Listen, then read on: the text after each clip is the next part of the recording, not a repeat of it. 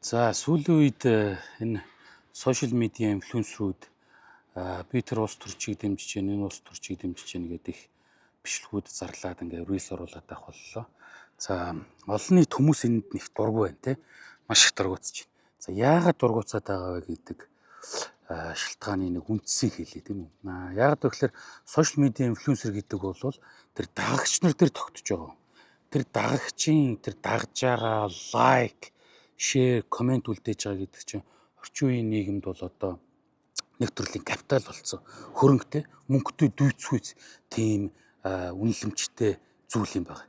Гэтэл энийгээ өгөөд, итгээд, дэмжиж ингээд дагж яхад нөгөө итгэсэн, найдсан хүн гэдэг байгаа нь бол тийм өөрийнх нь санаа бодлоос зөрсөн, за эсвэл тийм үү итгэжсэн, найдажсэн, бодож ирсэнээс нь зөрсөн зүйлийг яриа. За эсвэл тэр найдад итгээд өгсөн капиталын өөрийнхөө ашиг сонирхолд ашиглаад байгаад л хүмүүс дургуутсаад байгаа юм тийм.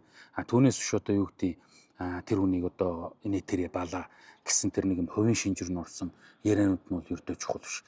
Тэгэхээр сошиал медиа инфлюенсерүүд минь таныг дагна гэдэг лайк, комент, шеэр гэдэг бол тэр хүний хувьд үн цэнтэй зүйл байдгаа гэдгийг ойлгох хэрэгтэй гэж хэлмээр байна. Тэрийг бас хямдхан худалдах хэрэггүй гэж хэлмээр байна.